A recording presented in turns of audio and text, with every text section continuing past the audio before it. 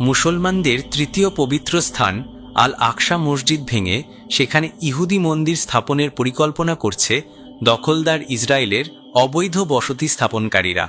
Hebrew ভাষার বিভিন্ন প্ল্যাটফর্মে এই নিয়ে তারা আলোচনা চালাচ্ছে বলে সতর্কতা জারি করেছে ফিলিস্তিনের পররাষ্ট্র ও প্রবাসী মন্ত্রণালয়। আল জাজিরার খবরে বলা হয়, এই ব্যাপারে সতর্কতা দিয়ে ফিলিস্তিনি মন্ত্রণালয় এক্সে একটি পোস্ট করেছে। এতে তারা জাতিসংঘের সংশ্লিষ্ট সংস্থা ও আন্তর্জাতিক সম্প্রদায়কে বিষয়টি গুরুত্বের সঙ্গে নেওয়ার আহ্বান জানিয়েছে। তারা বলেছে, আল আকসা মসজিদ ভাঙার পরিকল্পনাকে আমরা দখলকৃত জেরুজালেমে ইসলামিক এবং খ্রিস্টানদের পবিত্র স্থানে পদ্ধতিগত উস্কানি হিসেবে বিবেচনা করি। আন্তর্জাতিক সম্প্রদায় এবং এ বিষয় সংক্রান্ত জাতিসংঘের সংস্থাগুলোকে এই উস্কানিকে সর্বোচ্চ গুরুত্ব নিয়ে দেখা এবং আন্তর্জাতিক আইন অনুযায়ী ব্যবস্থা নেওয়ার জন্য আমরা আহ্বান জানাচ্ছি। ইসরায়েলি অবৈধ বসতি স্থাপনকারীরা প্রায় মুসলিমদের পবিত্র এ স্থানে গিয়ে তাণ্ডব চালায়। নিষেধ থাকা সত্ত্বেও তারা সেখানে ধর্মীয় প্রার্থনা করে। এতে তাদের সরাসরি সহায়তা করে দখলদার ইসরায়েলের নিরাপত্তা বাহিনীর সদস্যরা। এসব অবৈধ বসতি স্থাপনকারী ফিলিস্তিনিদের ব্যক্তিগত ভূমিতে জোরপূর্বক বাস করে। তারা দখলদার ইসরায়েলি সরকার থেকে সব ধরনের সুরক্ষা পেয়ে থাকে। গত সপ্তাহেও আল আকসা মসজিদে কয়েক ডজন ইসরায়েলি অবৈধ বসতি স্থাপনকারী সেটলার জোর করে ঢুকে ধর্মীয় আচার পালন করেছে।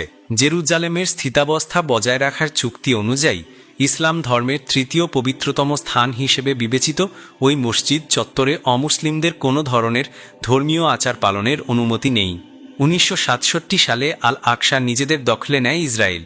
চুক্তি অনুযায়ী সেখানে মুসলমানরা নামাজ আদায় করতে পারেন আর ইহুদিরা প্রবেশ করতে পারেন, তবে প্রার্থনার অনুমতি নেই তাদের।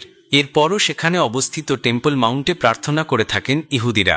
বিশ্লেষকরা বলছেন, এই পরিকল্পনা বাস্তবায়িত হলে শুধু জেরুজালেম নয়, পুরো মধ্যপ্রাচ্য জুড়ে নতুন করে অস্থিরতা ছড়িয়ে পড়তে পারে। কারণ আল আকসা শুধু একটি ধর্মীয় স্থাপনা নয়, এটি মুসলিম বিশ্বের আত্মিক আবেগ, ইতিহাস ও পরিচয়ের গুরুত্বপূর্ণ অংশ। ফিলিস্তিন বারবার আন্তর্জাতিক মঞ্চে এই বিষয়টি তুলে ধরলেও এখনও পর্যন্ত বড় কোনো পদক্ষেপ নেয়নি জাতিসংঘ বা প্রভাবশালী বিশ্বশক্তিগুলো। তবে এবার পরিস্থিতি আরও ভয়াবহ আকার নিতে পারে বলে আশঙ্কা করা হচ্ছে। আল আকসার প্রতি ইসরায়েলি হুমকি নতুন নয়, তবে এবার তা আরও সংগঠিত ও প্রকাশ্য। ফিলিস্তিনের সতর্ক বার্তা স্রেফ একটি প্রতিবাদ নয়, বরং তা এক সম্ভাব্য বিস্ফোরণের আগাম সংকেত। আন্তর্জাতিক মহলের উচিত সময় থাকতে পদক্ষেপ নেয়া, নইলে ইতিহাস আবারও রক্তাক্ত হতে পারে পবিত্র ভূমিতে।